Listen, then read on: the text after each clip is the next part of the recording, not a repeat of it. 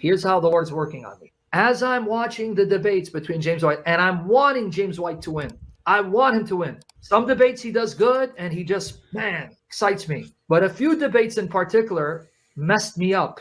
The debate he had with Robert Sungenis on justification by faith. I had many sleepless nights because of how bad James White did and how good Robert Sungenis did. But I wasn't open to accepting the possibility that James White may be wrong, Calvinism may be wrong. So I was on a mission. I have to destroy Robert Sungenis. Yeah. And it didn't help that Sungenis and others came up with massive tomes, not by bread alone, not by scripture alone, not by faith alone, all of which I got, but I was too afraid to read. So I bought the books, and I still have them in my library, but I was too afraid to read them because I was afraid they're going to rock my foundation, and I can't answer. But I knew one thing: they can't be right. I was such a staunch anti-Catholic. They can't be right. They just may be able to sway people with rhetoric and biblical distortion like Satan does. Yeah. And I may not be able to answer, and I don't want to even dare read these books thoroughly because they may shake my foundation. Even though I became open to the fact there are true believers who love Jesus in the Catholic Church and the Orthodox Church, these are all my brothers and sisters, I still did not want to accept these churches, and I still wanted to hold to my Protestantism. So when someone like this brother would come and offer a critique of something I said about the Catholic Church, my old anti-Catholic beast would come to the forefront. Yeah. But then I'd come back to reality. You remember, and then you graciously, out of the love for the Lord, you did not repay my arrogance. Likewise, evil for evil. You walked away and ignored me. I prayed for you still. The way I learned, someone presses me and eggs me on, my wicked pride, sinful nature kicks to the forefront. I don't listen. But if someone just plants seeds or waters seeds in me or gives me a link and leaves me be, let me wrestle with my own flesh and demons, that's how I grow. Hey, Sam, I'm coming to you after a hard day of work in the mission field. Yep, this is Elder Parker. I am a senior missionary in the Arizona Phoenix West Mission for the Church of Jesus Christ of Latter-day Saints. And I'm the one who's been challenged you to read the Book of Mormon with a Mormon. So challenge is still there. I'd love to read that with you. And here's the reason that I could never be a Catholic. This is a book, The Jews of Valencia and Tortosa, and the Spanish Inquisition, as you can see there in the screen. And it's dedicated to the descendants of the Spanish Sephardi, wherever you are.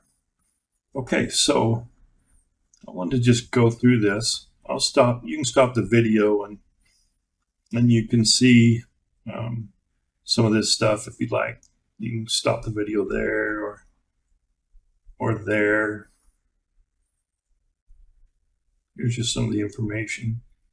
Here's some of the sample cards that they pulled out of the library of people. These are actual people. And you know, when Jesus said, love God with all of your heart and your neighbor as yourself, the church did not do that. They are well into their apostasy at this point in time. And so you can see some of this information here. Again, stop the video if you'd like to read it. But I want to get down to here, the Inquisition in Valencia. And the prisoners that are in despair, they kept them in despair, and they burned them at the stake. And if they couldn't find them to burn them at the stake, they made a small effigy of them, and then they would burn that. So they got burned in effigy. And so let me just show you that as soon as I can get down here to it. Again, you can stop it. Here it is. A list of Jews of Valencia from 1482 to 1535. Here's, they were burned at the stake. Here they were burned in effigy. Sense of memory and name was imposed. This is what the Catholic Church did to people. That's why I could never, ever be a member of the Catholic Church. The atrocities, the human atrocities that the church did during the apostasy is unfathomable. There's a guy by the name of David Alexander who joined the church just recently, about 3 years ago, and he has seen this research as well. It's well documented in history.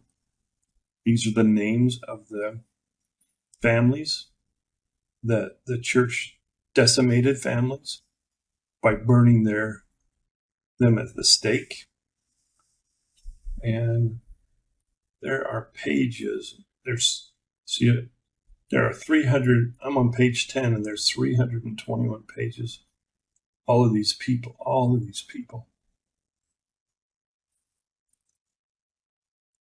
Burned at the stake, burned at the stake, burned at the stake. Burned, imprisoned.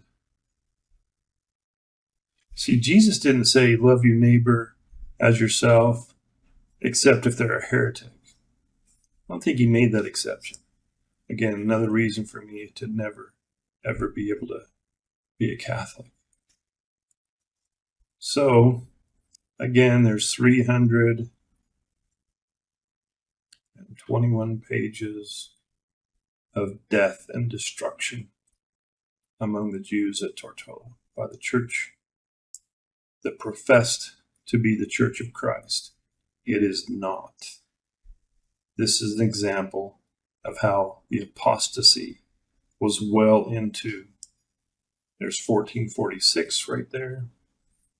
And then, of course, Martin Luther comes alive in the 1500s, and he writes an article also about the Jews and their lies, which brings about Hitler's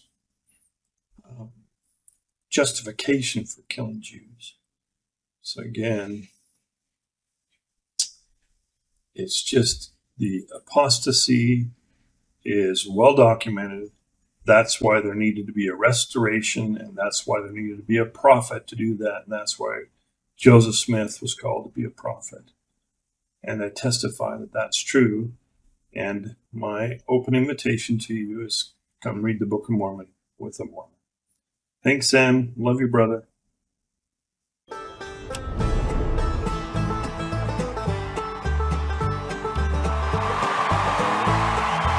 We are twin saints, mirror twins, Latter-day Saints, children of God, children of the covenant, and disciples of Jesus Christ.